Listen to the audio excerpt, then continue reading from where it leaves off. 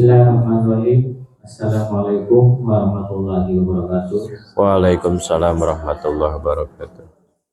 Yang saya hormati Bapak Kepala Sekolah, yang saya hormati Bapak Ibu Wakil Kepala Sekolah, dan yang tak lupa ya, rekan-rekan guru semua yang sempat hadir pada kesempatan kali ini. Pertama-tama, marilah kita bersyukur kepada Allah Subhanahu wa taala, kita diberikan nikmat iman dan nikmat sehat sehingga kita pada kesempatan kali ini dapat berkumpul dalam kegiatan diseminasi dari program calon guru penggerak. Salawat serta salam semoga selalu tercurah limpahkan kepada junjungan Nabi kita, Nabi besar, Nabi Muhammad SAW, kepada keluarganya, kepada sahabatnya, dan kita sebagai umatnya, semoga mendapat syafaat yaumil nanti. Amin. Rekan-rekan guru semua yang saya hormati, kami mengundang rekan-rekan guru semua. Ada maksud ya, di sini ada diseminasi dari program guru penggerak, dari calon guru penggeraknya sendiri. Di sini ada Pak Wawan Ridwansyah. Beliau mendapat tugas ataupun mendapat untuk diseminasi tentang materi yang telah didapatkan untuk menyampaikan kembali kepada kita semua di sekolah dalam rangka diseminasi program guru penggerak, khususnya di sini ada materi yang nanti akan disampaikan. Namun sebelumnya, marilah kita mulai acara pada kesempatan kali ini dengan membaca basmalah terlebih dahulu. Bismillahirrahmanirrahim. Selanjutnya kami memberikan kesempatan kepada kepala sekolah untuk dapat memberikan pengantar terhadap program ini dan juga tentang diseminasi pada kegiatan kali ini. Padanya kami dipersilakan.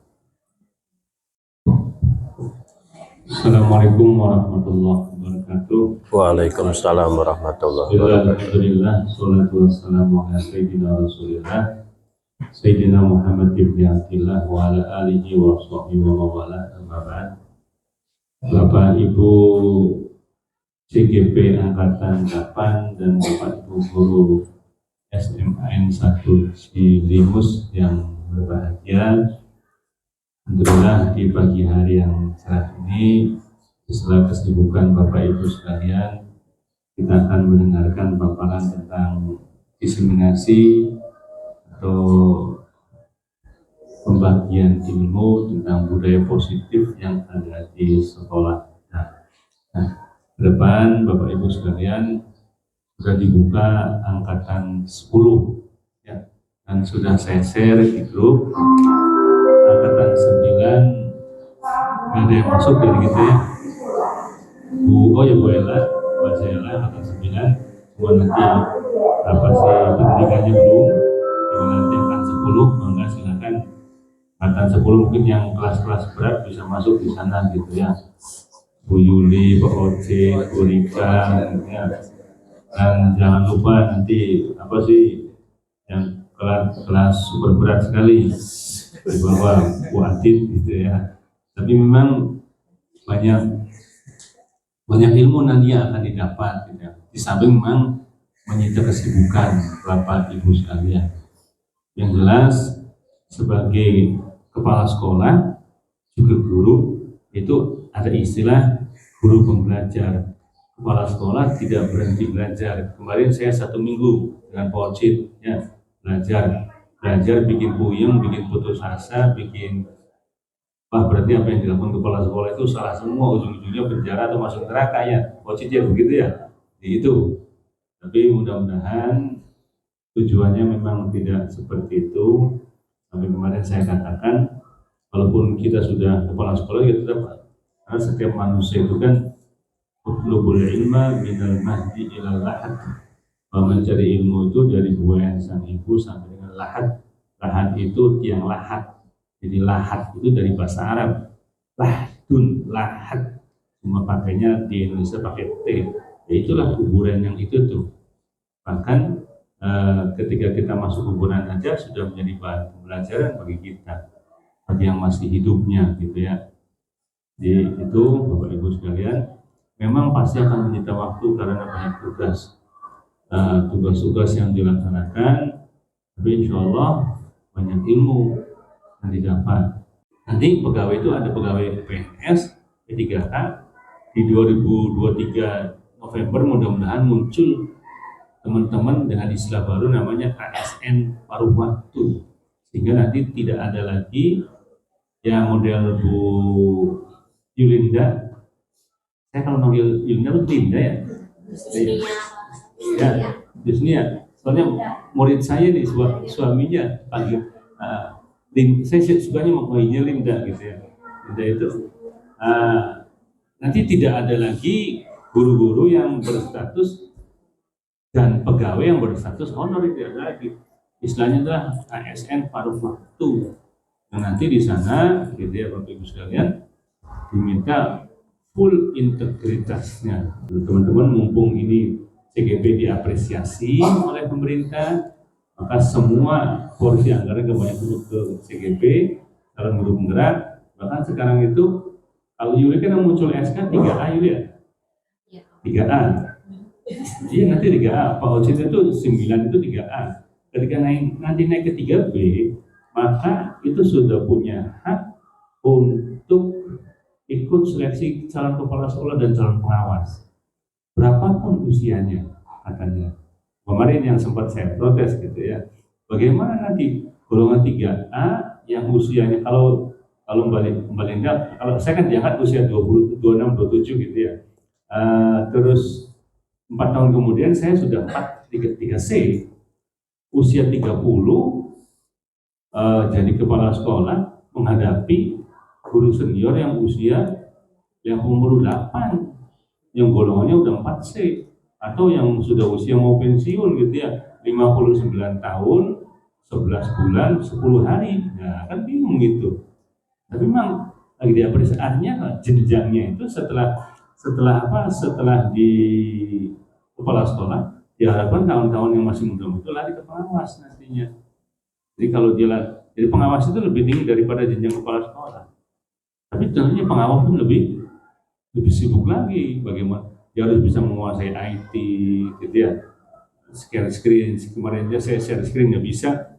Ada belajar coaching, tapi ya sekali share screen, terus besoknya share screen lebih lupa lagi gitu. Memang harus makanya di CGP kan belajar, yang begitu mau tidak mau itu CGP pasti belajar. Dan kalau belajar dan sering digunakan, nanti bisa gitu. Yang Zoomisasi ini kan muncul di tahun 2000-an ke sini ketika masa-masa Covid gitu ya. Dulu kan tidak gitu. Tadi saya lihat Mbak Hanjame kan lagi bikin modul, saya bilang saya semangati. Saya dulu juga suka bikin modul matematika kelas 12 dengan cara the king fast solution. Nah, gitu. Saya ajarkan ke anak-anak saya buku ini saya ajarkan juga ke anak saya yang saya les gitu ya, sehingga mereka dengan mudah memahami. Alhamdulillah sudah banyak yang sukses. Ada anak yang diterima di perminyakan ITB itu, enak katanya diajar oleh Pak Nono ketika les dengan jelas. Soal serumit apapun bisa selesaikan dengan 2-3 tahapan langkah, seperti itu. Nah, kembali ke CGP, praktek yang nanti akan didiseminasikan ini, maka nanti bisa kita lakukan di kehidupan persekolahan kita. Dan teman-teman jangan putus asa, jangan lihat pusingnya seabrek gitu ya. Pak Agung itu bertepatan dengan berapa bagian Pak Agung ya? ADS juga, habis kerjasama dosen dan sekolah. Terus CGP juga kemarin harus berkecimpung untuk pembuatan jadwal dan sebagainya gitu ya. Tapi dengan semakin banyaknya ribuan, mumpung masih muda gitu ya. Kalau saya kan sudah agak tua dikit gitu ya. Nah, artinya kalau masih muda itu kan otak itu kalau semakin banyak dipakai, maka dia akan semakin encer gitu. Ya, berbagi pengalaman zaman saya ketika dulu di kurikulum, bagaimana saya itu kalau bikin jadwal itu sekali duduk itu saya jadi. Kenapa? Karena saking saking encernya gitu. Kalau sekarang kan ya beda ya. Saya dengan Mbak Yuli kan udah beda usia, paling beda usia sekitar 2-3 tahunan gitu. Iya gitu.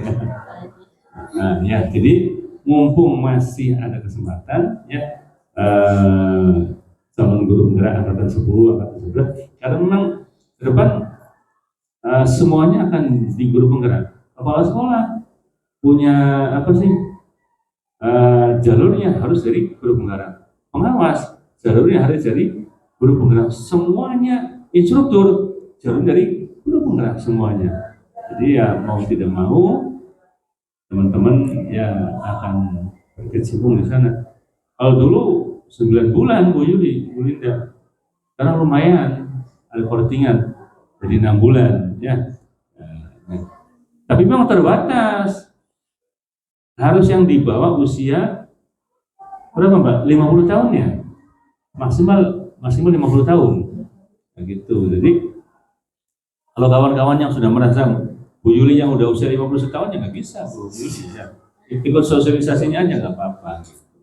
Jadi sebelum 50 tahun boleh, karena dengan harapan kalau 50 tahun CGP 1 tahun ya. Kemarin angkatan 7 barusan selesai panen karya ya, itu selesai, berarti angkatan 8 yang ini selesai sampai panen karya, tapi angkatan 8 berjalan juga, nanti akan 9 berjalan.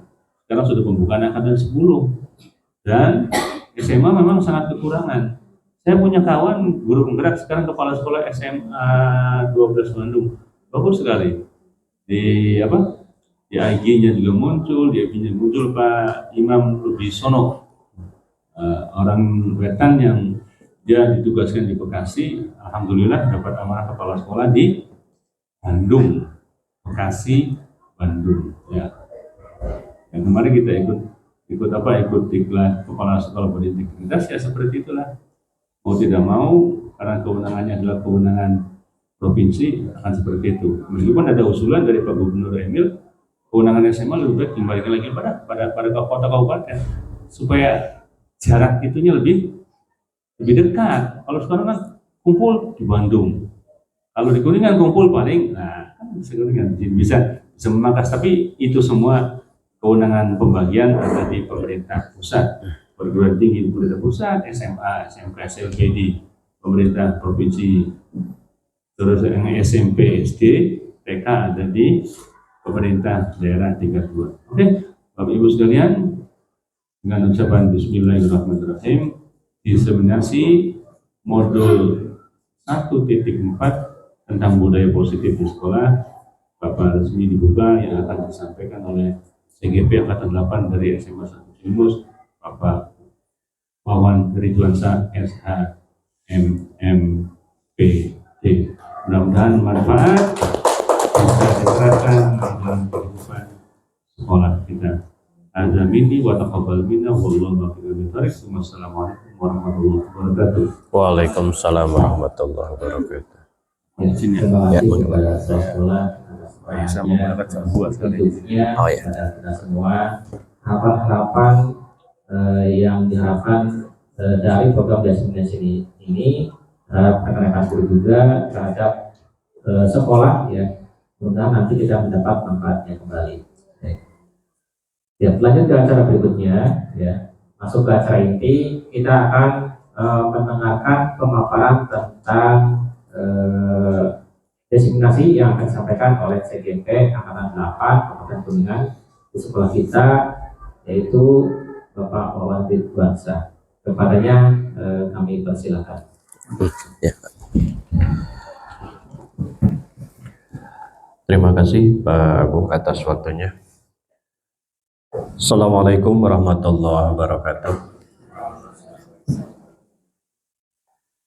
Yang saya hormati Bapak Kepala Sekolah SMA Negeri 1 Cilimus, yang saya banggakan rekan-rekan Bapak Ibu Guru SMA Negeri 1 Cilimus, terima kasih atas waktu dan kesempatannya untuk mengikuti kegiatan diseminasi terkait program Guru Penggerak Angkatan 8. Kali ini berkaitan dengan materi tentang budaya positif. Puji dan syukurnya kita panjatkan kepada Allah Subhanahu wa Ta'ala. Alhamdulillah atas segala limpahan rahmat dan hidayahnya. Pada kesempatan kali ini, saya selaku CGP mengikuti pendidikan guru penggerak memasuki di modul 1.4 dan ada salah satu tugas aksi nyata yaitu berupa diseminasi terkait apa yang sudah kami pelajari dari modul 1.1 sampai dengan modul 1.4, dan di modul 1.4 ini berkaitan dengan budaya positif. Semoga nanti dari sharing atau berbagi pengalaman terkait apa yang telah kami pelajari dalam program pendidikan guru penggerak ini, dikit banyak barangkali ada hal-hal positif yang bisa kita terus kembangkan di sekolah kita di SMA Negeri 1 Cilimus. Mohon izin Bapak dan Ibu Guru untuk saya barangkali ada di depan. Bapak dan Ibu yang kami hormati, terkait budaya positif, bahwasannya kita seringkali mendengar istilah budaya positif, dan terwujudnya budaya positif ini tentu saja tidak dengan tiba-tiba, tapi melalui suatu proses. Namun demikian, di organisasi manapun, di sekolah, di unit kerja yang lainnya pun senantiasa menginginkan terwujudnya atau terciptanya budaya positif. Kali ini kita lebih banyak fokus pada bagaimana upaya untuk menumbuhkan budaya positif di sekolah dan komponen apa saja yang sekiranya ada dan perlu kita tumbuhkan dalam pengembangan budaya positif ini. Bapak dan Ibu yang berbahagia, sedikit kita berbagi terlebih dahulu bahwa kita sebagai seorang guru yang baik harus memiliki kemampuan dalam mewujudkan budaya positif di sekolah. Saya yakin, saya percaya di sini rekan-rekan sudah sangat mahir, sudah sangat mumpuni dalam upaya baik pengelolaan di kelas maupun dalam pengelolaan berbagai kegiatan di sekolah. Namun demikian tidak salah kalau kita mengingat kembali komponen-komponen inti apa saja yang semestinya kita lakukan dalam rangka mewujudkan budaya positif ini. Tentunya yang pertama kita bisa lihat di sini Bapak dan Ibu, bahwasanya dalam komponen inti dari budaya positif ini, yang pertama bisa kita melihat dari sisi disiplin positif. Berkaitan dengan disiplin positif, bahwasannya kita sebagai guru harus bisa melahirkan bagaimana upaya kita menuntun peserta didik ini, menuntun murid-murid kita untuk bisa tumbuh nilai-nilai disiplinnya dalam kehidupan, tetapi bukan karena suatu tekanan, melainkan karena suatu keyakinan diri. Yakin merasa penting, yakin mereka merasa butuh, misalnya untuk hadir tepat waktu. Bukan karena kita yang menentukan waktunya, tetapi mereka mempunyai keyakinan bahwa tepat waktu itu lebih berharga dibanding kita hadir terlambat. Jadi disiplin yang positif ini bukan karena suatu pressure, bukan karena suatu reward yang menjadi targetnya, tetapi karena timbul suatu keyakinan. Nanti kita bahas lebih lanjut. Yang kedua, bahwa disiplin positif itu dipengaruhi oleh motivasi perilaku manusia.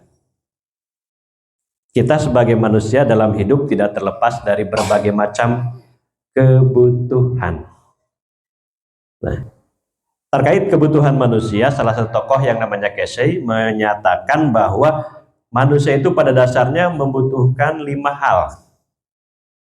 Yang paling dominan, Bocet ya, biasanya kita butuhnya itu makan, minum, survival, pakaian, dan lain sebagainya. Ini kebutuhan manusia. Tetapi yang akan menjadi permasalahan dalam budaya positif ini, bagaimana cara manusia memenuhi kebutuhan itu. Kita butuh makan. Ada yang makan ini membeli makanan, berarti positif. Tapi ada yang butuh makan mengambil makanan orang lain, berarti cara pemenuhannya tidak positif. Yang kedua ada love and belong, kasih sayang, Pak Alif ya. Ya. Pak Alif, kasih sayang. Karena kita dengan bertambahnya usia manusia, dari usia anak-anak naik ke balita, butuh adanya kasih sayang dan butuh adanya pengakuan, butuh diterima oleh lingkungannya. Anak ketika awal masuk PDB, MPLS, mulai belajar, kadangkala ada yang masih murung, belum bergabung dengan yang lainnya, ada yang kala sudah beradaptasi dengannya. Sehingga di sini dibutuhkan kasih sayang dan rasa diterima dalam lingkungan. Yang lebih dominan kalau anak-anak di usia SMA adalah kata Bu Ati, barangkali di BPBK istilahnya kebebasan, freedom. Anak itu ketika naik dari SMP ke SMA, pasti mereka menganggap di SMA ini saya akan bisa menunjukkan eksistensinya. Itu kebebasan yang mereka inginkan. Kendaraan misalnya yang tadinya baik-baik, begitu SMA ingin dimodif dan lain sebagainya. Karena mereka membutuhkan itu, kebebasan. Sehingga tidak sedikit kadangkala orang tua yang mengeluh ketika anaknya masuk SMA merasa bahwa anaknya sulit untuk dikendalikan. Sebetulnya, nanti lewat budaya positif ini bagaimana kita mengakomodir kebebasan yang ingin dimiliki oleh anak kita, tetapi kebebasan ini dapat tersalurkan secara positif berdasarkan keyakinan. Yang lagi dominan sekarang dengan adanya teknologi gadget, kebutuhan anak itu biasanya adalah fun, rasa ingin bahagia. Apalagi kalau udah pegang gadget, udah Mobile Legend, udah Free Fire, Pak Arif ya, udah pasti nggak mau ngapa-ngapain karena mereka happy-nya ada di situ. Sehingga kadangkala ketika ada hal lain yang lebih harus dia lakukan secara fokus, kalah dengan tadi keinginan untuk bahagianya. Dan yang lebih dominan kadangkala mereka membuat sebuah komunitas kecil, geng, klik dan sebagainya, karena mereka ingin menunjukkan kebutuhan mereka yang berikutnya, yaitu power, kekuasaan. Jadi secara umum manusia itu ingin bertahan hidup, survival, manusia itu ingin kasih sayang dan diterima oleh lingkungannya, manusia itu butuh tadi kebebasan, rasa bahagia dan power. Sehingga ketika itu terpenuhi, mereka akan merasa hidupnya nyaman, bahagia. Permasalahannya bagaimana cara memenuhi kebutuhan-kebutuhan tersebut. Ini sehingga berkait dengan motivasi perilaku ini, maka perilaku manusia nantinya ada yang kalau perilakunya tidak sesuai mungkin ketemunya dengan hukuman, kalau perilakunya sesuai ketemu dengan penghargaan atau reward. Tetapi secara umum bahwa motivasi seseorang berbuat itu nanti akan kita bahas terlebih lanjut. Ada yang namanya motivasi internal, ada yang namanya motivasi eksternal. Misal tadi survival, perut kita di waktu siang merasa lapar, berarti motivasinya internal dari dalam diri kita. Oke, kita lanjut dulu. Konsep inti yang berikutnya yang harus ada dalam budaya positif adalah adanya posisi kita sebagai seorang guru, posisi kontrol seorang guru. Nah, kalau di lingkungan lain mungkin beda posisi kontrol, tapi kita lebih fokus di sekolah. Bagaimana seorang guru bisa berperan dalam rangka mengarahkan anak-anak kita untuk tadi dalam pemenuhan kebutuhannya yang 5 tadi sesuai dengan nilai dan norma yang berlaku. Paling tidak nanti kita akan lihat bahwa di dalamnya posisi kita Pak Alif ya. Pertama kita kadang-kala ketika menemukan anak berperilaku tidak sesuai, biasanya kita langsung apa Pak? Pasang badan kata Bu Ati. Kita akan bertindak sebagai penghukum. Betul sekali. Pasti anak ini dianggap salah, kita nyatakan dia tidak sesuai dengan aturan yang berlaku.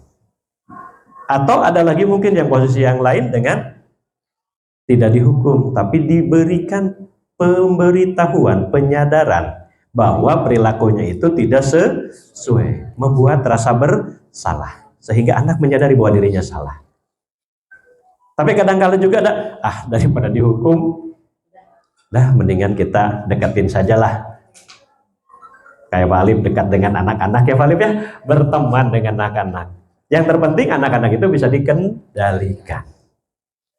Tapi ada kalanya yang nggak mau terlibat langsung, mungkin hanya melihat dari jauh. Tetapi terdokumentasi dengan baik, dikatakan itu sebagai posisi seorang pemantau. Dan yang lebih diharapkan kita sebagai manajer. Jadi kita Bapak Ibu Guru dalam rangka mengontrol siswa untuk mewujudkan budaya positif ini, harapannya kita ini bisa berperan sebagai seorang manajer. Bagaimana tahapannya nanti kita coba. Dan yang dominan untuk menuju ke arah sana, kita perlu sebuah keyakinan tentunya, perlu sebuah konsep yang disebut dengan keyakinan kelas, atau kalau sudah lebih luas mungkin menjadi keyakinan kelas. Nah, sedikit nih berbagi. Bu Yuli kemarin ketika awal masuk kelas, ngajarnya di kelas berapa Bu? Sekarang? Oh, tadi di 11.7. Di kelas 11.7. Ibu pertama masuk melakukan tes diagnostik tidak Bu? Tadi apersepsi aja sih. Apersepsi, ya bagus, apersepsi juga. Minimal dengan apersepsi kita bisa mengetahui tentang kondisi anak-anak di kelas yang akan kita ajak dalam pembelajaran. Kemudian mengawali di pembelajaran, nanti kita juga akan mengikuti bagaimana kelas itu menjadi baik. Bagaimana membuat keyakinan? Nanti kita bahas bahwa keyakinan ini muncul berdasarkan kesepakatan bersama antara warga kelas dikaitkan dengan nilai-nilai positif.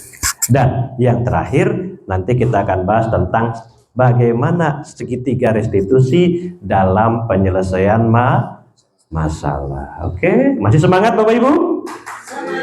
Oke, sekarang gini dulu deh. Kalau ular panjang apa pendek? Panjang. Kalau cacing? Pendek. Tapi kita balik ya. Kalau saya bilang cacing, maka tangan Bapak Ibu berarti cacing itu pendek. Tapi bilangnya panjang. Tapi kalau ular panjang, tapi bilangnya pendek. Bisa. Sambil tepuk dulu. Kalau saya bilang tepuk ular, berarti ularnya 3 kali. Ular, ular, cacing. Kalau bilang cacing, cacing, cacing, ular. Nanti saya tinggal nunjuk yang mana, saya bilang apa, mangga ekspresikan. Kalau bilang cacing, berarti cacing itu panjang. Tapi kalau saya bilang ular, ular itu pendek. Oke. Siap Bapak Ibu? Iya. Oke. Yuk, sekarang iya gitu. Dibalik ya. Oke, fokus. Kita dari tepuk cacing dulu.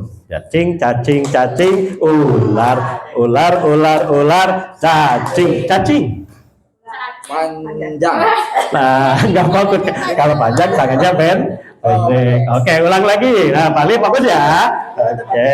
Ya. Jadi kalau ular, ularnya kita ekspresikan lewat tangan kita tapi kita bilangnya pendek. Gitu. Oke, kita ulang. Tepuk ular, ular, ular, cacing, cacing, cacing, ular, ular, ular, cacing, cacing, cacing, ular. Paling pendek. Ya, lumayan gitu kan ya. Udah mulai terfokus ya. Awalnya mau itu kan ya panjang. Ya, oke, siap. Oke. Nanti lagi ya, itu takingnya satu dulu deh. Oke, kita balik lagi ke materi. Jadi kita ngobrolnya tadi. Pertama adalah tentang disiplin positif itu sendiri. Kedua, motivasi perilaku manusia. Ketiga, posisi kontrol seorang guru. Keempatnya, keyakinan kelas. Dan yang kelimanya, segitiga restitusi. Agak banyak ya, tapi santai aja lah Bapak Ibu. Kita nikmati bersama-sama. Kita lihat yang pertama. Apa sih disiplin positif? Jadi, disiplin positif adalah disiplin yang mengajarkan anak bertanggung jawab dan menumbuhkan kesadaran diri berdasarkan pada nilai-nilai kebajikan. Jadi posisi terdepannya ada pada tanggung jawab. Kemudian ke arah mana disiplin ini? Disiplin diri ini lebih ke arah disiplin yang dapat mengontrol diri dalam melakukan segala tindakan. Kontrolnya secara internal. Sehingga harapannya dengan disiplin positif ini dapat membuat murid memahami dan menyadari berdasarkan pada motivasi internal, bukan akibat paksaan, ujian, ataupun hukuman. Kira-kira ketika kita hendak berbuat kan pasti ada yang namanya motivasi.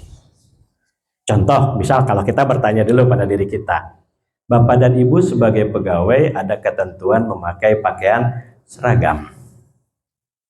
Hari Senin pakai seragamnya warna apa, Pak Alif? Putih. Putih. Kalau hari Selasa, Merah. Kemeja. kemeja ungu.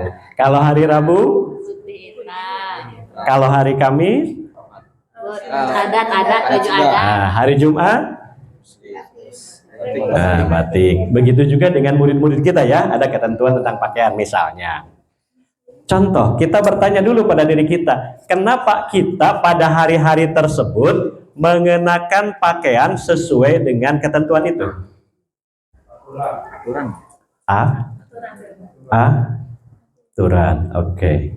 Kira-kira kalau tiba-tiba pas datang ke sekolah hari Senin yang lain pakai seragam putih hitam ataupun warna khaki, sementara Anda lupa tadi pakai warna merah, nyaman tidak? Tidak. Tidak.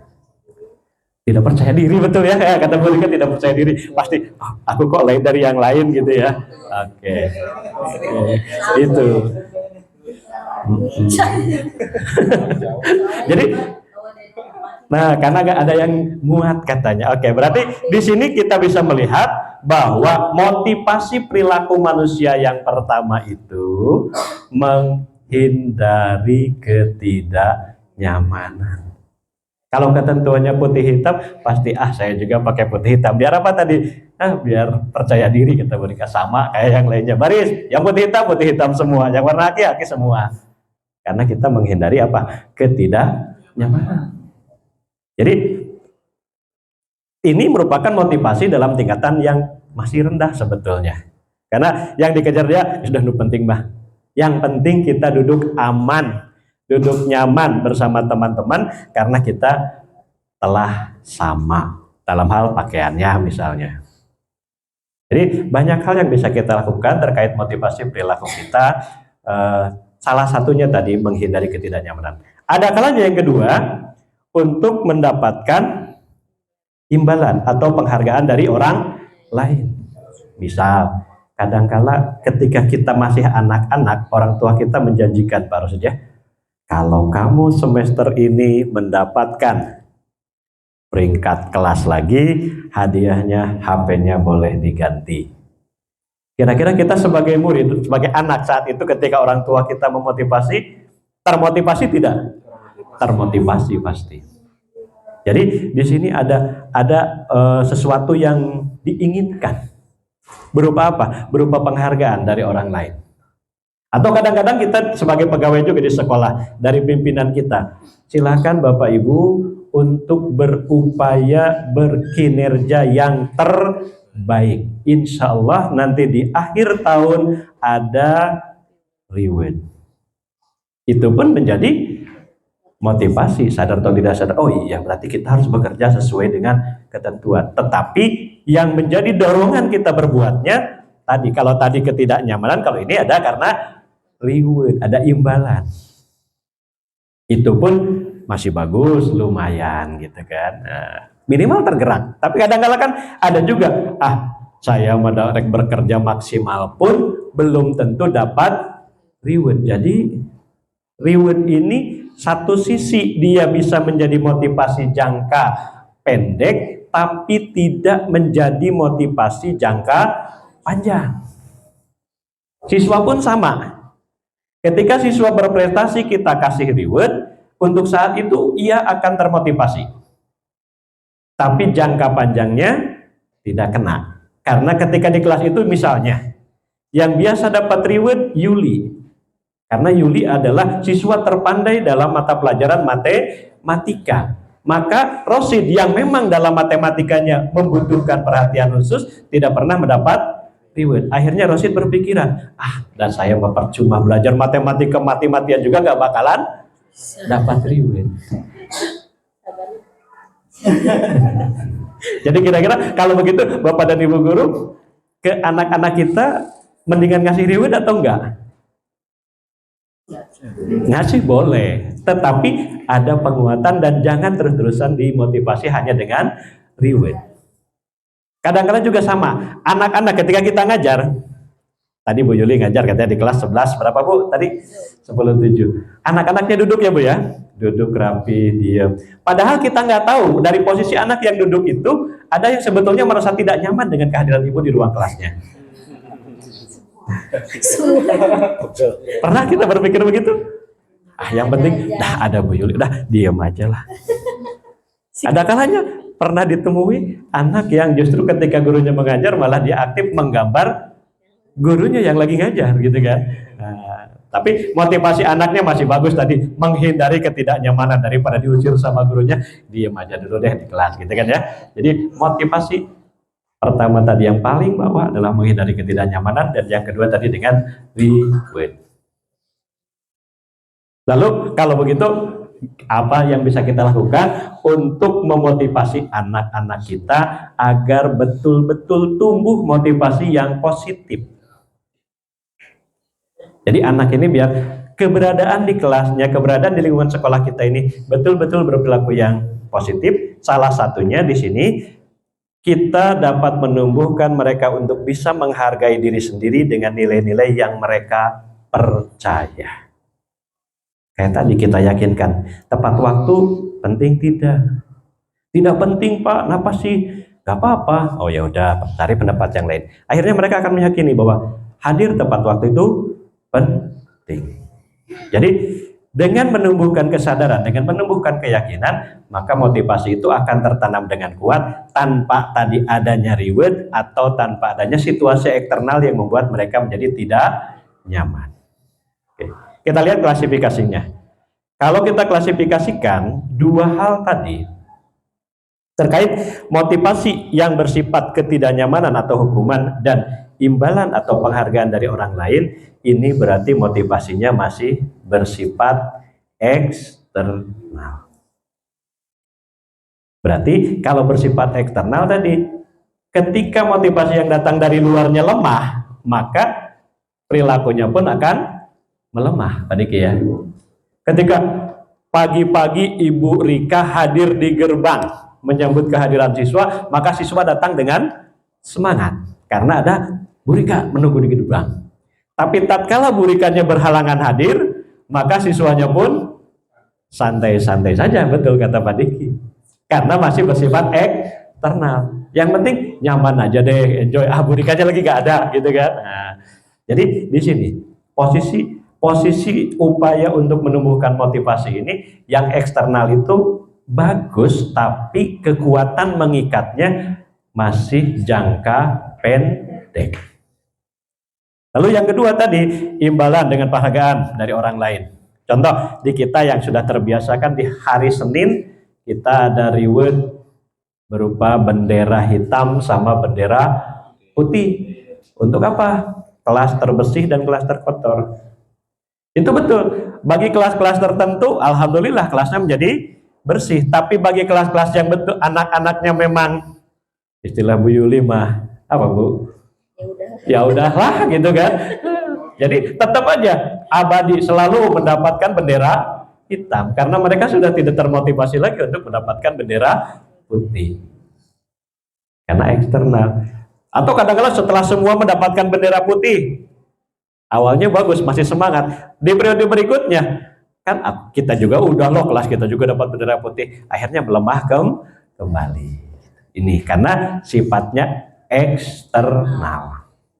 Jadi yang bagus yang bagaimana? Yang ini, yang internal. Hanya untuk menumbuhkan yang internal, perlu tidak ada faktor campur tangan dari luar, Pak? Perlu. Jadi motivasi internal ini bisa tumbuh tadi, salah satu upaya membantu menumbuhkan motivasi internal adalah dengan motivasi eksternal. Jadi ini untuk menjadi orang yang mereka inginkan menghargai diri sendiri dan nilai, kemudian bisa menghindari hukuman dan pemberian, maka kita perlahan dengan perlahan kurangi motivasi eksternal.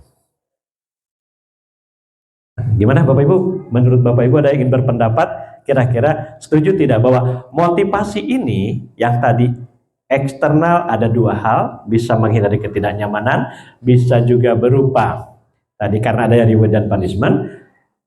perlahan dengan perlahan harus kita kurangi untuk tumbuhnya motivasi internal. Setuju Pak Lip? Oke. Atau ada pendapat dari Pak Lip? Pengalamannya bagaimana? Nah, kalau saya sedang mencoba, kita mencoba, biasanya kita betul, kadang-kadang di kelas, kadang saya suka bawa beberapa pulpen, betul. Tes anak, ketika mereka mampu, saya berikan pulpen itu sebagai reward buat mereka. Tapi kesininya dengan setelah tahu bahwa motivasi eksternal ini berdampak betul, tetapi dampaknya tadi masih jangka pendek. Kita coba perlahan-perlahan kita kurangi dan akhirnya kita tumbuhkan bukan lagi eksternalnya tapi internalnya. Harapannya ya tadi jangka panjangnya bisa menjadi budaya positif. Sehingga kalau motivasinya sudah internal, kita tidak repot-repot. Kita sudah memberikan keyakinan tentang nilai-nilai kebajikan yang harus mereka lakukan. Oke. Baru satu konten ya, terkait motivasi. Jadi motivasi adalah salah satu komponen yang akan membantu terwujudnya budaya positif. Gimana? Masih semangat? Semangat. Oke, kita coba ice breaking yang kedua kalau begitu ya. Sebelum kita berlanjut ke yang ketiga nanti materinya tentang ada kasus dulu nanti, ada kasus dulu. Nah, ice breaking ya, nanti ice breakingnya ada lagi. Oke, sekarang jam berapa ya? Oh, udah jam 10 ya. Kalau saya bilang selamat pagi, berarti tepuknya satu kali saja Bocit ya. Kalau selamat siang, dua boleh. Tapi kalau selamat malam, Tidak. oh, tidur ya. Kalau selamat malam mau bobo, betul sekali ya, Pak Lip ya. Ya, kita coba ya. Selamat pagi, selamat siang, pagi, malam. Ada yang belum fokus. kasih hukuman tidak? Jangan ya, sekarang Pak jangan kasih hukuman gitu kan ya. Kita ulang lagi biar semua fokus. Siang.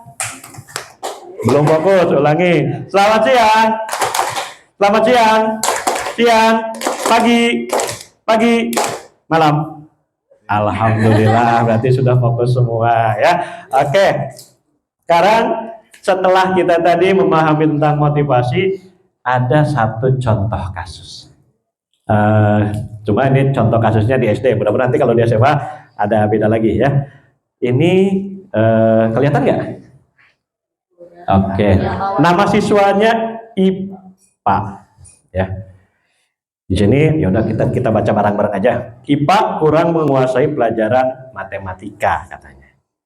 Sehingga pada saat pelajaran tersebut berlangsung, dia lebih banyak berdiam diri dan atau menggambar di buku pelajarannya. Ada yang pernah ngalamin gitu? Banyak. Alhamdulillah. Nah, kita coba di sini. Pada saat guru matematikanya, kebetulan namanya Pak Seno, menanyakan pertanyaan pada IPA, IPA menjadi gugup dan tak sengaja menjatuhkan tas dari kursinya. Serta tiba-tiba IPA gagap dan berupaya menjawab. Karena tasnya jatuh, kemudian IPA-nya tergagap, seluruh kelas pun teman-temannya tertawa melihat perilaku IPA yang bicara gagap dan terkejut itu. Apa yang dilakukan Pak Seno? Pak Seno saat itu membiarkan teman-teman IPA menertawakan IPA yang tergagap dan malu luar biasa. Malahan meminta IPA maju ke depan. Setelah suruh maju ke depan, apa yang dilakukan IPA?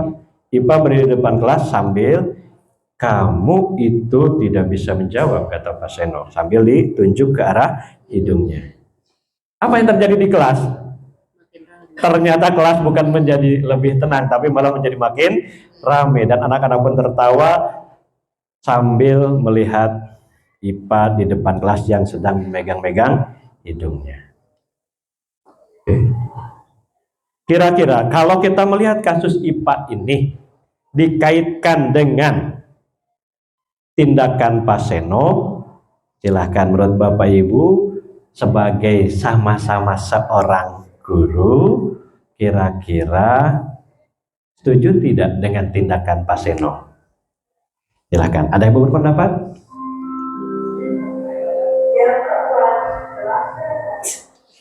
Bu Yuli mau berpendapat? Setuju tidak? Enggak sih. Enggak.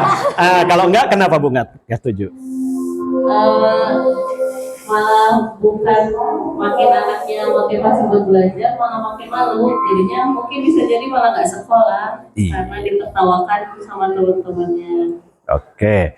Jadi Bu Yuli tidak setuju dengan tindakan Pak Seno yang memberikan hukuman terhadap IPA yang saat itu ketika pembelajaran tidak begitu dengan baik. Ada lagi yang berpendapat? Satu lagi barangkali? Oh, Pak Ocit udah balik, enggak? Pak Ocit nggak boleh. Nah. Barangkali Pak Ocit justru setuju dengan tindakan Pak Seno ya. Nah ini tindakan Pak Senonya. Tindakan Pak Seno yang menghukum siswa disuruh ke depan. Iya, suruh ke depan malah ditunjuk-tunjuk lagi. Tidak setuju. Tidak setuju. Kenapa Pak? Cara-cara Pak Seno seperti itu karena bisa mengurangi mental dari siswa tersebut. Oke, plus ya buat Pak Rosid.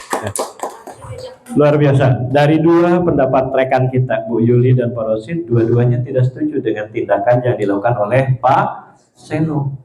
Kenapa tadi? Justru kata Pak Rosid tadi mengurangi mental. Anak bukan tambah semangat untuk belajar matematika bersama Pak Seno nanti yang malah terjadi. Bisa jadi pas pelajaran Pak Seno malah memilih untuk tidak masuk kelas ataupun tidak sekolah. Bahkan bisa jadi justru minta ke orang tuanya untuk pindah sekolah. Jadi punishment atau hukuman yang diberikan ketika tidak pada posisi yang memberikan siswa merasa nyaman justru malah merubah motivasi yang seharusnya dia menjadi baik tapi menjadi tidak baik. Karena tadi dalam posisi di kelas IPA tidak mendapatkan kebutuhannya. Kebutuhan apa yang dia mendapatkan? Nyaman, kesenangan, fun. Nah, kita harus berupaya ketika hadir di kelas, upayakan anak-anak merasa nyaman bersama kita. Yang kedua, menurut Bapak Ibu, kira-kira tindakan Pak Seno terhadap IPA adalah sebuah hukuman atau konsekuensi? Hukuman ya. Jadi di dalam tingkatan kita memberikan respon terhadap perilaku murid ada tiga istilah sebetulnya. Ada istilah yang namanya hukuman, ada yang namanya konsekuensi, dan ada restitusi. Kita coba lihat barangkali satu persatu ini perbedaannya. Jadi tadi tindakan Pak Seno terhadap IPA sudah jelas. Istilah Pak Rosid tadi mental kena. Berarti sini udah identitas gagal yang muncul. Tapi kalau kita ingin membangkitkan semangat anak, jangan dengan identitas gagal, tapi kita harus berbuat dengan identitas sukses. Di identitas gagal tadi, kenapa itu bisa dikatakan hukuman? Sesuatu yang menyakitkan. Kira-kira perasaannya IPA bagaimana ketika oleh Pak Seno disuruh ke depan, apalagi ditunjuk-tunjuk dan diketawain teman satu kelas. Kemudian di situ akhirnya IPA merasa tidak nyaman, dan kalau memang ada korban, kebetulan ini tidak ada korban di contoh kasusnya, dia tidak dapat tidak adilan, dan yang parahnya tadi murid merasa tersakiti. Perilakunya malah bisa menjadi pasif, IPA cenderung diam, atau justru kebalikannya malah menjadi agresif. Ya. Kemudian di sini sistemnya tidak akan berjalan, dan bisa lebih parah, justru murid akan membenci terhadap peraturan yang kita buat. Tapi akan berbeda kalau kita konsekuensi.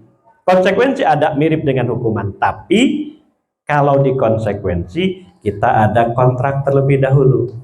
Misal dia baru belajar yang tidak mengerjakan PR dari ibu, kesepakatannya nanti kerjakan PR dulu di luar ruang kelas. Itu berarti bukan hukuman, tapi nanti menjadi konsekuensi. Sukses atau gagal konsekuensi? Identitas sukses masih masuknya. Jadi makanya di awal pertemuan tadi setelah tes diagnostik kita buat sebuah kesepakatan, buat sebuah keyakinan. Di sini di dalam konsekuensi masih sebetulnya belum maksimal karena penguatannya hanya bertahan dalam jangka waktu yang pendek. Kemudian memerlukan monitoring dan supervisi terus-menerus dari guru.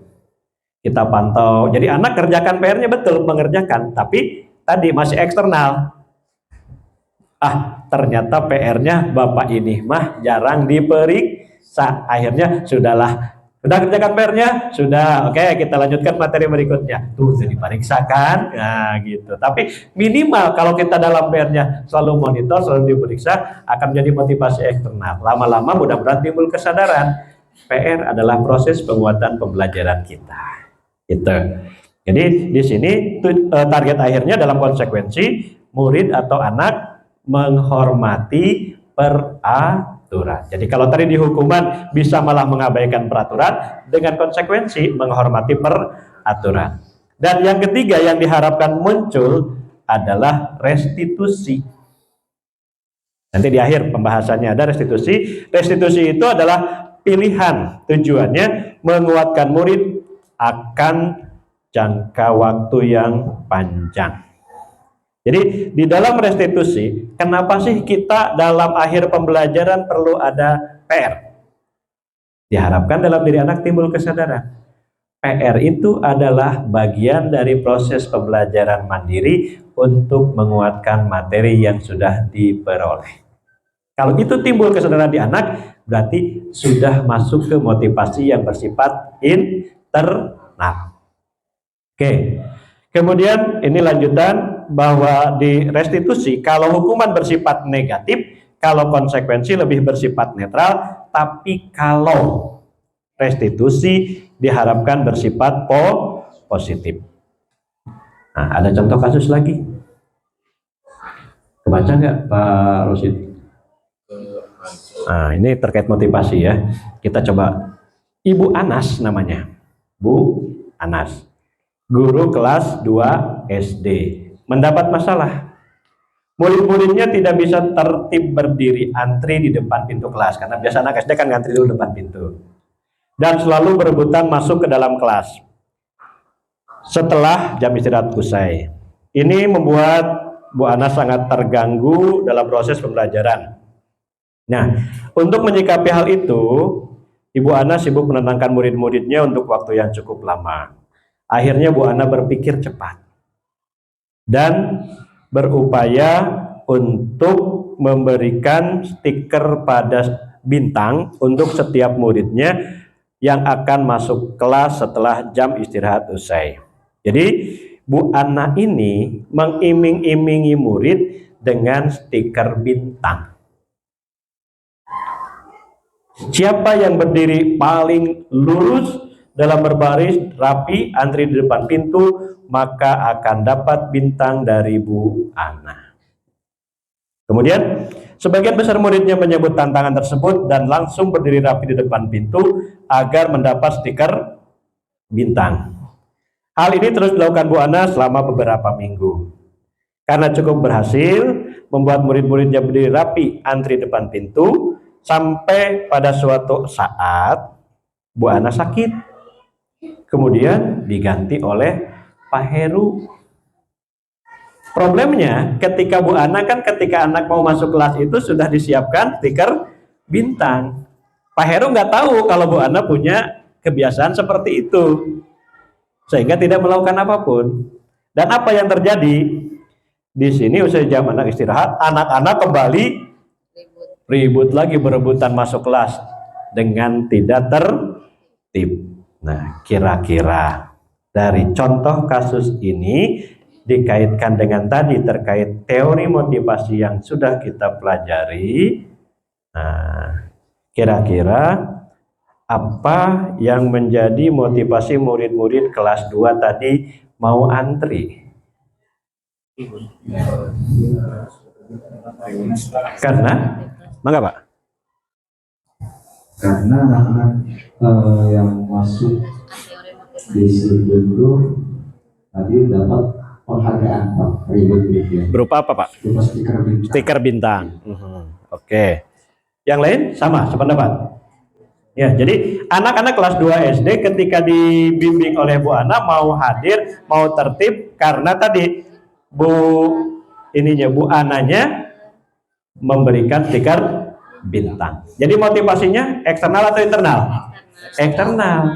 Karena motivasinya eksternal, jangka pendek, ganti orang, maka motivasinya berubah lagi.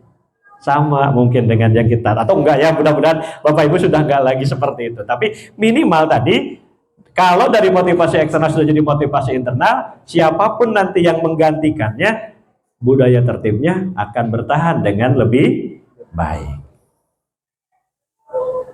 Paling ya, seperti itu. Jadi contoh kasus sederhana sekali. Stiker bintang bisa memotivasi anak untuk bisa tertib. Ketika stiker bintangnya tidak ada, balik lagi. Sama mungkin kita juga. Yang mengerjakan PR tepat pada waktunya, kasih bintang 3. Telat 1 hari, bintang 2. Telat 3 hari, 1 bintang. Tidak mengerjakan, dapat punishment. Anak mengerjakan tidak? Mengerjakan berlomba-lomba, tapi yang dikejarnya masih bintangnya. Begitu. Kemudian ada nggak kira-kira cara lain agar murid kelas 2 bersedia antri di depan kelas tanpa diberi penghargaan stiker bintang? Ada yang berpendapat? Oh ya, siap. Enggak. Biar tanpa bintang tapi anaknya bisa tertib. Kalau menurut saya, anak kelas 2 diberi pengertian dulu. Jika masuknya tidak rapi, tidak tertib, itu bisa berefek ada yang jatuh atau dorong-dorongan, nanti ada yang terluka. Jadi anak tahu akibatnya kalau rapi barisnya tidak rapi atau berebut masuk. Jadi sehingga nanti timbul kesadaran dari anak bahwa harus rapi itu demi keamanan dirinya dan temannya. Oke. Ada lagi yang mau nambahkan? Oh, mau nambah? Enggak jadi. Ya. Oke. Luar biasa, aplaus dulu buat Bu Rika ya atas tambahannya. Jadi betul, kita kuatkan di motivasi internalnya, nilai-nilai keyakinannya, nilai-nilai kebajikannya. Kenapa sih kita harus antri? Tadi ada nilai tertib, keselamatan, supaya khawatir ada yang jatuh dan lain sebagainya. Ini akan lebih berharga dan kuat tertanam pada diri siswa dibanding kalau hanya sekedar memberikan stiker bintang. Kira-kira kalau memperbaiki cerita tadi, berarti kalau Bu Ana awalnya seminggu memberikan stiker bintang, langkah berikutnya yang dilakukan Bu Ana, ya tadi yang dilakukan oleh Bu Rika. Mungkin seminggu dia stiker bintang, di minggu kedua kuatkan tadi nilai-nilai tadi, supaya di minggu ketiga dan seterusnya ada bintang ataupun tidak ada bintang, anak-anak sudah bisa baris rapi. Oke. Ada pertanyaan barangkali dari Bapak Ibu? Ya, kalau tidak ada kita percepat saja karena waktunya. Berikutnya adalah bagaimana posisi kontrol kita sebagai seorang guru dalam menumbuhkan budaya positif. Kita bisa berperan dalam upaya menumbuhkan disiplin ini. Kita bisa dikatakan sebagai penghukum, pembuat merasa bersalah, teman, pemantau, ataupun manajer. Apa sih perbedaan di antara kelimanya? Supaya cepat saja. Nah, ini perbedaannya di antara posisi-posisi tersebut. Jadi kaitan antara motivasi dengan posisi kontrol seorang guru, bahwa tadi motivasi internal dan motivasi eksternal akan mempengaruhi terhadap peran yang dijalankan oleh seorang guru. Nah, di sini kaitannya, ketika kita ada posisi di identitas gagal, maka akan melakukan perilaku kontrol yang dikontrolnya adalah perilaku yang negatifnya. Ketika siswa berbuat negatif, kita tangani. Berarti kita cek di sini, dihukum, dan mereka diberikan pemberitahuan bahwa dia berbuat salah. Tetapi kalau ingin kita menumbuhkan identitas sukses, alurnya adalah ini tadi. Motivasinya internal. Harapannya perilakunya adalah kontrol yang positif. Bisa sebagai teman, bisa sebagai pemantau. Tetapi yang lebih kuat ini, ketika kita menjalankan kontrol diri. Kita menerapkan posisi sebagai seorang manajer. Tidak sedikit kita sering mendengar kadangkala guru menyapa anak dengan menghardik. Hei, kamu kenapa sepatunya tidak warna hitam? Kata-kata itu sudah jelas menjadi kata-kata yang menggambarkan guru sebagai seorang yang mana? Penghukum, karena sudah menghardik terlebih dahulu. Tetapi ada kalanya mungkin dipanggil, dibawa berbicara, tapi ngomongnya agak panjang, diceramahi bahasa kitanya. Akhirnya anak kan betul, oh iya betul Pak, kalau gitu saya yang salah Pak. Nah, kira-kira dia berperannya sebagai seorang pembuat rasa bersalah. Anak betul menyadari di sini posisi kesalahannya. Tapi dengan ceramah yang cukup panjang, anak ini timbul ada suatu perasaan kecewa. Dan itu betul kata Pak Rosid tadi, mentalnya udah kena duluan kalau udah kecewa. Maka di sini posisi kontrol yang ketiga, kadangkala kita juga mendekati mereka dengan posisi sebagai teman. Mereka akan mengungkapkan alasan-alasannya kenapa berbuat. Pak, maaf Pak, tadi pagi bangunnya kesiangan dan lain sebagainya. Nih, karena mereka sudah menganggap kita teman, jadi mereka mau terbuka. Di sini udah mendekati sebetulnya ke identitas sukses, tapi masih ada perilaku kontrol yang positif. Kalau yang pemantau nanti, oke, hari ini kamu terlambat, besok Bapak tidak ingin terlambat lagi kamu. Berarti kita akan ngecek besok dan seterusnya dia masih terlambat atau tidak. Atau kadang-kadang mungkin Bu Rika melakukan, kamu hari ini rambutnya masih gondrong, Ibu ingin besok rambut kamu sudah rapi. Berarti yang ditumbuhkan pada diri anak adalah berupa posisi pemantau. Besok tinggal dilihat. Atau perjanjian, sepatu yang warna merah ini dikembalikan kalau besok kamu datang ke sekolah menggunakan sepatu warna hitam. Yang lebih bagus kalau kita sudah bisa di posisi ini, di posisi manajer. Kita cukup mengajak siswa berdialog, apa sih yang telah dia lakukan, bagaimana meyakini terhadap perilakunya, dan terakhirnya bagaimana semestinya. Yang nanti kita istilahkan dengan restitusi, dan karena ada 3 langkah biasa disebut dengan segitiga restitusi. Ini cukup banyak, dilewat sajalah. Nah, di sini masih poin di manajer. Bagaimana kita sebagai guru untuk memposisikan diri sebagai seorang manajer? Maka guru harus bisa berbuat sesuatu bersama dengan murid. Guru itu bisa mempersilahkan murid untuk mempertanggungjawabkan perilakunya dan mendorong murid agar dapat menemukan solusi atas permasalahan sendiri. Kemudian posisi manajer mengacu pada restitusi yang dapat menjadikan murid sebagai manajer dan terciptanya identitas positif tadi yang berhasil pada murid. Jadi poin kita sebagai manajer nanti kita lihat di bagian segitiga restitusinya. Di sini pertama kita stabilkan identitas. Ketika anak tidak sesuai aturan, anak pasti merasa bersalah. Kita yakinkan dulu, kamu betul ingin sekolah di SMA Negeri 1 Cilimus? Iya Pak. Ada aturannya tidak? Ada. Anak sudah mulai, oh iya saya berarti siswa SMA Negeri 1 Cilimus. Nanti tinggal naik ke sini, validasi tindakan yang salah. Kenapa kamu sekarang Bapak panggil? Itu Pak tadi dan seterusnya. Perilaku kamu berarti bagaimana? Iya salah Pak. Bagaimana? Apa yang harus kamu lakukan? Dia akan menemukan sendiri, oh karena saya salah berarti saya harus berbuat sesuatu. Itu langkah yang kita lakukan. Jadi anak menentukan sendiri upaya perbaikan yang harus dia lakukan. Sedikit kita naik dulu sebelum ke segitiga restitusinya. Segitiga restitusi ini akan terwujud apabila diawali dengan ini. Awalnya adalah keyakinan kelas. Nah, kemarin disampaikan bahwa proses pembuatan keyakinan kelas ini tidak serta-merta, tapi harus didasari oleh ini, nilai-nilai kebajikan. Kita ketika masuk ke kelas, kita menyepakati di kelas kita ada banyak Al-Quran, ada buku. Kenapa kita sering memerintahkan kembalikan barang pada tempatnya? Kira-kira ada nilai kebajikan apa Bapak Ibu yang ada di sana? Nilai kerapihan. Nilai kerapihan. Jadi yang dimunculkan kerapihan. Anak-anak setuju tidak kalau kita berada di tempat yang rapi? Kalau anak menyetujui, nanti dari peraturan yang sudah kita temukan nilai kebajikannya, langkah berikutnya dibuat pada kalimat positif.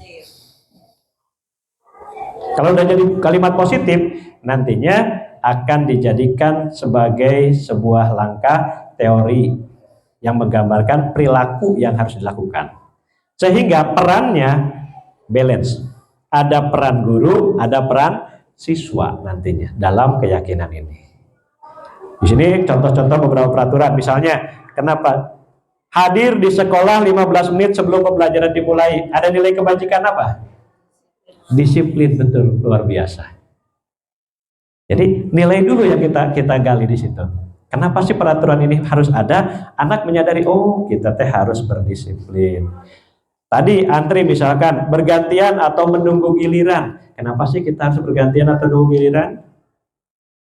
Supaya menjadi tertib nilai kebajikannya. Kalau kita sudah timbul kesadaran akan nilai-nilai kebajikan, harapannya tadi menjadi motivasi internal. Oke, ini beberapa contoh nilai kebajikan dan peraturan ya. Kemudian ini contoh aja. Contoh nilai hormat. Kami meyakini bahwa sangat penting untuk hormatnya ke siapa? Sesama orang dan juga barang milik orang lain. Jadi Bapak Ibu ketika menyepakati keyakinan kelas, bisa ditulis, didokumentasikan di kelasnya, bisa dipampangkan menjadi sebuah keyakinan kelas. Tidak mesti hanya wali kelas, kita guru mapel pun bisa. Dan tiap guru mungkin ada yang berbeda terkait keyakinan kelasnya. Misal tadi, love and belong, diterima dan dimiliki. Kami meyakini bahwa sangat penting untuk merasa diterima pada suatu kelompok dan saling peduli dengan orang lain. Kalau itu sudah disepakati, ketika kita membentuk kelompok A, B, C, D, ketemu dengan teman ini, tidak akan ada siswa yang menolak, Bu, nggak mau sama dia kelompoknya. Karena kita menyadari ada tadi nilai kebajikannya diterima dan dimiliki. Itu sebagai gambaran bahwa kita sebagai guru dalam rangka menumbuhkan budaya positif ini, keyakinan kelas ini menjadi penting, di mana tadi siswa menyadari akan pentingnya nilai-nilai kebajikan. Sehingga dari nilai kebajikan ini tadi menjadi kalimat positif seperti ini. Peran kita sebagai Bapak Ibu guru berarti di sini. Nah, nanti kalau di sini contohnya kami meyakini bahwa sangat penting menghormati semua orang dan barang. Berarti peran siswa menghormati, peran guru menyayangi terhadap yang lebih muda. Oke, keyakinan kelas ini yang paling dominan adalah bagaimana segitiga restitusi itu bisa kita lakukan. Bahwa di sini guru yang berperan dalam menerapkan segitiga konstitusi, langkahnya pertama ini tadi, stabilkan identitas, kedua validasi tindakan yang salah, ketiga keyakinan kelas. Mohon maaf, ketika kita menstabilkan identitas, betul, kadangkala anak kalau salah pasti emosi. Misal, anak berkelahi dengan temannya, sampai baju rekannya copot kancingnya. Pasti, yang bajunya copot merasa emosi. Yang diminta mempertanggungjawabkan pun emosi. Kita stabilkan terlebih dahulu identitas mereka. Yang kedua, validasi tindakan yang salah. Maknanya bukan kita membenarkan bahwa itu tindakannya salah menjadi benar. Tetapi anak sampai meyakini bahwa tindakannya itu salah. Bukan kita menyalahkan, tapi ya Pak Bu, kalau begitu saya mohon maaf, tindakan saya salah. Ketika itu terlontar dari mulut anak, berarti bukan kita yang menghukum, bukan kita yang membuat merasa bersalah. Dan ujungnya kalau dia sudah meyakini, memvalidasi bahwa tindakannya itu salah, kita tuntun kembali tadi pada keyakinan, pada nilai kebajikan. Ketika dia berkelahi, nilai apa yang telah kamu langgar? Tadi misal nilai hormat menghormati. Kalau sudah itu tidak kamu lakukan, berarti apa pertanggungjawabanmu? Tinggal tanyakan, misal pada yang bajunya kancingnya copot, saya ingin baju saya kancingnya dipasang kembali. Tinggal tanyakan pada yang membuat bajunya copot, kamu sanggup memperbaikinya? Siap, tapi tidak hari ini karena saya nggak bisa jahit sendiri, saya minta bantuan ibu saya. Sudah, kalau itu kesepakatan di antara keduanya, beres. Bukan kita yang menentukan langkah pertanggungjawaban, tapi disepakati secara bersama oleh pembuat kesalahan itu sendiri, sehingga tidak merasa terpojok, tidak merasa dipersalahkan. Tujuannya apa? Ini menghasilkan murid yang mandiri dan bertanggung jawab sesuai dengan profil pelajar Pancasila. Karena kebutuhan kita tadi bebas. Bebas apakah bebas yang sebebas-bebasnya? Kan tidak, tetapi bebas yang bertanggung jawab. Ini akhir dari materi kita. Harapan kami dengan diseminasi ini, paling tidak, yuk kita bersama-sama mengawali langkah kita di awal pembelajaran tahun ini. Dari tadi langkah awal, bagaimana kita memotivasi para siswa kita, kurangi motivasi eksternal, tapi kita arahkan ke motivasi yang bersifat internal. Sehingga dengan motivasi internal ini, nanti kita kuatkan ke keyakinan kelasnya. Dengan tadi, langkah awal membuat peraturan, munculkan nilai kebajikan, jadikan sebagai sebuah kalimat positif, dan ingat bahwa keyakinan kelas itu tidak kaku. Minggu ini keyakinan kelasnya ada 3, minggu besok kita tambah, boleh. Disesuaikan dengan situasi lingkungan kelasnya. Itu. Kemudian harapannya kalau sudah ada keyakinan kelas, ketika terjadi perilaku yang tidak positif, solusi yang kita lakukan, posisi kita sebagai seorang manajer dengan menggunakan konsep segitiga restitusi. Barangkali untuk menguatkan pemahaman kita ada sedikit kasus, mari kita analisa bersama. Oke, ada yang mau baca? Bantu? Pak Rosyid boleh bantu. Skenario kasus satu, guru matematika dan wali kelas 8, Ibu Santi sakit, iya. sehingga tidak dapat masuk dan mengajar. Akhirnya dicarikan guru pengganti, Ibu Eni. Ibu Eni baru 2 tahun menjadi guru SMP. Beberapa murid perempuan, Vivi dan Natali, mengetahui hal ini dan mulai menggunakan kesempatan dan bersikap seenaknya, tertawa dan tidak mengindahkan kehadiran Ibu Eni. Ibu Eni mencoba menyapa Vivi dan Natali dengan ramah, sambil mengingatkan mereka untuk tetap fokus pada pekerjaan tugas. Ayolah tugasnya dikerjakan. Nanti ibu ditegur Bapak Kepala Sekolah. Kalau kalian tidak kerjakan tugas ini, tolong bantu ibu ya. Oh, sampai begitu ya? Namun Vivi dan Natali malah jadi tertawa. Ah ibu, santai sajalah. Mereka tetap tidak mengerjakan tugas dan malah mengobrol. Keesokan harinya Ibu Santi memanggil Vivi dan Natali serta menanyakan tentang laporan Ibu Eni. Ibu Santi menanyakan apakah mereka bersedia melakukan perbaikan permasalahan yang ada. Vivi dan Natali sempat ragu-ragu dan membela diri, namun pada akhirnya mengatakan akan meminta maaf. Ibu Santi menanggapi bahwa tindakan itu boleh saja dilakukan bila mereka sungguh-sungguh ingin meminta maaf. Namun Ibu Santi menanyakan kembali, apa yang mereka bisa lakukan untuk menggantikan rasa tidak hormat Ibu Santi. Baik Vivi maupun Natali mengakui bahwa perilaku mereka tidak sesuai dengan keyakinan kelas. Ibu Santi melanjutkan kembali apa yang akan mereka lakukan untuk memperbaiki masalah. Apakah ada gagasan? Setelah berpikir sejenak, Natali dan Vivi mengusulkan bagaimana kalau kalau mereka mengadakan sebuah diskusi kelompok dengan teman-teman sekelasnya. Tema yang mereka pilih adalah penerapan keyakinan kelas, terutama tentang sikap saling menghormati dan bagaimana penerapannya di kehidupan sehari-hari di sekolah.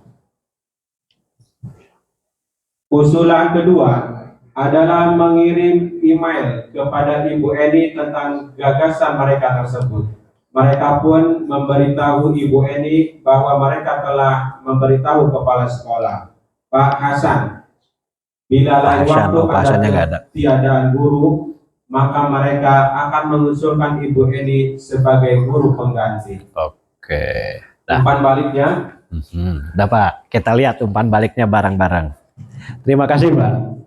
Jadi ini kasus ini menggambarkan bagaimana kronologis terjadi penggantian guru. Kebetulan gurunya guru matematika, Bu Yuli matematika juga ya. Bu Yuli tidak hadir, ada guru baru digantikan guru baru. Ternyata anaknya mengabaikannya.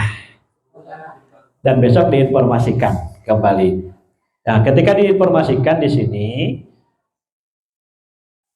ada di sini pertanyaan dari Bu Santi kepada Pipi dan Natali. Awalnya mereka membela diri, tapi ini poin penting di sini, dialog antara Bu Santi dengan Pipi dan Natali, akhirnya mereka meminta maaf pada Bu Santi. Ini poin ini yang dalam segitiga restitusi dikategorikan sebagai poin ketika kita menstabilkan identitas. Jadi Pipi dan Natali posisinya mereka menyadari betul bahwa mereka telah berbuat salah. Dan di poin ini, di poin akhir tadi mereka mengusulkan adanya diskusi kelompok dan mengusulkan kirim email bahwa ketika ada penggantian digantikan oleh Ibu Eni. Jadi kalau dilihat pada poin umpan balik di sini bahwa langkah restitusi apa yang dijalankan oleh Bu Santi tadi, posisi awal adalah menstabilkan identitas. Ketika akhirnya siswa akhirnya menyadari kesalahannya.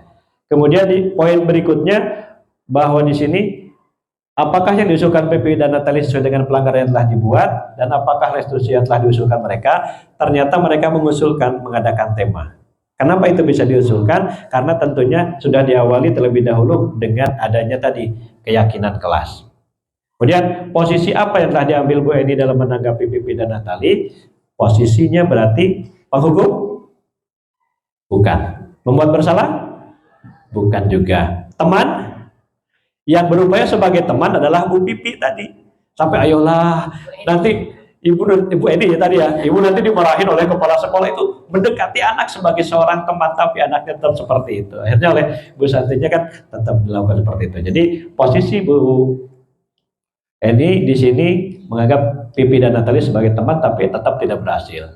Dan kalau Anda sebagai Pak Hasan, maka bagaimana Anda menanggapi langkah itu? Tentunya Bu Santi sudah mengambil langkah sebagai seorang manajer. Sehingga Pipi dan Natali dalam kegiatan berikutnya, dia menyadari betul bahwa tindakannya tadi tidak menghormati guru adalah perilaku yang salah. Sehingga tidak akan terjadi pada kelompok-kelompok yang lain. Demikian Bapak Ibu, barangkali dari apa yang bisa saya sampaikan sebelum diakhiri, barangkali ada yang ingin ditanyakan terlebih dahulu berkait diseminasi kali ini, terkait tadi disiplin positif, terkait juga dengan motivasi perilaku manusia, kemudian bagaimana kita memposisikan diri sebagai orang guru, dan titik akhir adalah di segitiga restitusi. Ini hanya contoh kecil barangkali sebagai penutup kita yang saya lakukan di dalam demonstrasi konseptual ketika ada siswa yang melakukan tindakan ikut gabung dalam tugas kelompok tapi tidak mengerjakannya. Ya, kalau ada pertanyaan dari Bapak dan Ibu, silahkan. Kalau tidak ada, cukup sekian. Ada? Dari Bu Dina, Bu Yuli, oh penasaran Bu Yuli, mangga.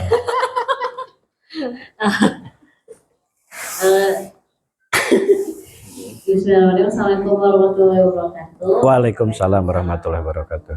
Jadi Pak, kan saya tuh kalau setiap awal pembelajaran, selalu kan tadi kan harus bikin kesepakatan ya. Betul. Saya selalu bikin kesepakatan sama anak-anak. Pokoknya apapun yang mereka lakukan itu ada konsekuensinya. Betul. Contoh, saya selalu bilang sama anak, kalau kamu mau nilai bagus, ya satu syaratnya hanya tinggal mengumpulkan tugas sama ikutin ulangan aja udah. Tapi kalau ada mungkin kamu nggak ngerti tugas ya maaf saja kalau nilainya kurang bagus. Iya. Gitu. Itu kan Di sini berarti saya merasa Ini maksudnya kan, sudah masuk di identitas sukses sebetulnya. ya itu kan hanya untuk memotivasi anak yang kamu udah bertanggung jawab, kamu Betul. udah dewasa. Ah. Tapi kadang ada aja anak yang menyeleweng. Nih di sini. Ya ada aja gitu Pak, anak yang menurut, yang nggak nurut gitu Pak. Padahal Iya. saya hanya ngasih kemudahan, so yang penting mah ngerjain aja gitu. Toh juga kalau istilahnya mendoktrin anak harus dapat nilai gede mah, ya saya tahu loh pelajaran saya susah. Betul, gitu kan. betul. Nah jadi cara mengatasi ini anak yang istilahnya masih suka susah gitu untuk mengerjakan, padahal dia udah tahu konsekuensinya, itu harus gimana gitu. oke. Ya, aplaus dulu untuk Bu Yuli, luar biasa ya. Berarti sudah dipraktekkan, alhamdulillah ya. Di sini tadi kita sudah pahami ada kategori identitas gagal, identitas sukses. Alhamdulillah Ibu sudah di identitas sukses, Bu. Cuma mungkin perlu ditingkatkan ke sini, ke restitusi gitu ya. Nah, di posisi konsekuensi ini betul langkah awalnya tadi dilakukan dulu keyakinan kelas, kita buat kesepakatan. Bagaimana buat kesepakatan tadi? Kita buat aturannya dulu, aturannya dimunculkan di nilai kebajikan, jadilah sebuah aturan atau sebuah kalimat positif. Tentunya tadi kata Ibu, ada anak yang sudah menyadari, ada anak yang belum, ada juga yang masih tetap gak mau karena kita juga sadari bahwa tidak semua anak di kelas itu akan pinter semua untuk ngapal itu. Karena konsepnya nanti akan ketemu sebetulnya di sesi berikutnya yang namanya pembelajaran berdiferensiasi. Bagaimana kita bisa menghadapi anak dengan berbagai karakteristik dan gaya belajar itu sendiri. Tetapi minimal kita tadi dengan Ibu membuat ada di sini konsekuensi ketika anak-anak yang mengabaikan berarti dari keyakinan kelas, dari peraturan yang kita sepakati, anak sudah tahu apa yang harus dia pertanggungjawabkan tanpa kita harus ngomong dan lain sebagainya. Kamu PR-nya belum, ya konsekuensinya apa? Anak pasti jalan sendiri. Berarti di sini minimal sudah menumbuhkan satu kemandirian dan yang kedua adalah tanggung jawab. Bukan lagi anak merasa tersakiti, orang dikeluarkan gara-gara kerjakan PR. Itu akan beda terasa oleh anak dibanding, oh iya Bu maaf saya belum mengerjakan PR Bu, lupa izin kerjakan dulu. Itu akan terasa. Anak masih ada dalam suasana happy dan akhirnya anak berusaha mengerjakan kembali. Ini yang terpenting kita di poin ini nih kita bantu bagaimana terus menerapkan dan mengikuti peraturan dalam masyarakat itu. Kalau kemarin masih lupa karena oh iya misal habis hajatan keluarga aja dan sebagainya berarti dia punya alasan. Di sini kita monitor terus, kita berikan terus stimulus responnya dan di sini kita dorong mereka untuk pada kepatuhan dan akhirnya menjadi konsep diri. Bisa atau tidak bisa dikerjakan. Kita sampaikan juga bahwa di profil pelajar Pancasila yang dikedepankan adalah gotong royong. Apalagi kalau sekedar PR. Ketika kita tidak bisa, yang tidak bisa jangan sungkan untuk bertanya pada yang sudah bisa lebih dulu. Dan kita ingatkan ke teman-temannya yang sudah bisa, jangan pelit untuk membantu teman-temannya yang lambat dalam memahami pembelajaran seperti itu. Sehingga akhirnya timbul nilai kolaborasi dan kerjasama di antara mereka. Karena kadang-kala kalau kita nggak tumbuhkan itu, terutama di yang belum bisa ini, akan minder. Malu nanya ke temannya. Apalagi pas kebetulan yang ditanyanya, yang kebetulan yang merasa pelit. Wah udah itu down banget mentalnya kata Presiden itu. Udah dia nggak bisa, nanya ke yang bisa malah, oh kamu mah dasar gitu aja nggak bisa. Wah udah pasti down banget seperti itu Ibu barangkali. Jadi yang sudah Ibu lakukan, kuatkan kembali, tingkatkan kembali. Insya Allah anak-anak kita akan tetap terus semangat untuk mengikuti pembelajaran lebih lanjut. Walaupun matematika kadang-kala stigmanya dianggap sulit. Insya Allah pasti bisa. Ada lagi? Cukup? Ya, terima kasih atas kehadiran dan kebersamaannya dari saya dan ditutup wassalamualaikum warahmatullahi wabarakatuh. Kembali ke moderator Pak Abu Bakar. Terima kasih kepada Pak Wawan Masa yang sudah menyampaikan materi yang begitu luas, ya, begitu lugas dan jelas, dan secara detail tentang budaya positif, ya, yang seyogianya itu bisa diterapkan di sekolah kita, dan juga barangkali memang kita sudah menerapkannya di kelas kita masing-masing, ya, tentang budaya positif apa yang harus kita laksanakan dengan siswa, kemudian keyakinan kelasnya, kemudian ada bagaimana cara penanganan ketika kita menemukan persoalan dengan siswa, ya, termasuk juga motivasi perilaku kita, ya, di dalam posisi kita sebagai guru, ya, kemudian motivasi kita melihat siswa itu motivasi dalam belajar seperti apa, itu juga kita harus menumbuhkan kembali berbagai motivasi yang tadi disebutkan, seperti ada motivasi internal, ada juga motivasi eksternal. Yang diharapkan barangkali nanti yang tumbuh adalah motivasi internal, bukan berdasarkan motivasi eksternal. Walaupun nanti pada awalnya mungkin sebagai pencetus, ya, itu bisa juga dari motivasi eksternal.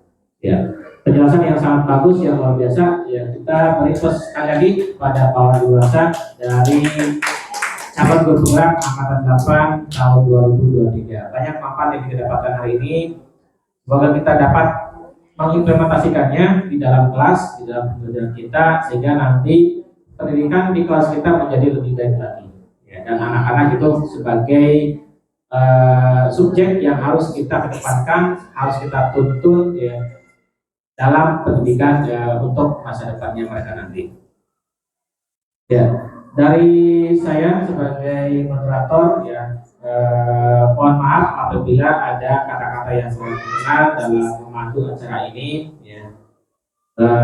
Dalam acara diseminasi dari program Guru Penggerak, ya, dari CGP di SMA 1 Cilimus, ya, dari kami sebagai moderator, kami sampaikan terima kasih atas kehadirannya, mohon maaf atas segala kekurangan dan kehilapan yang dari kata-kata kami, ya.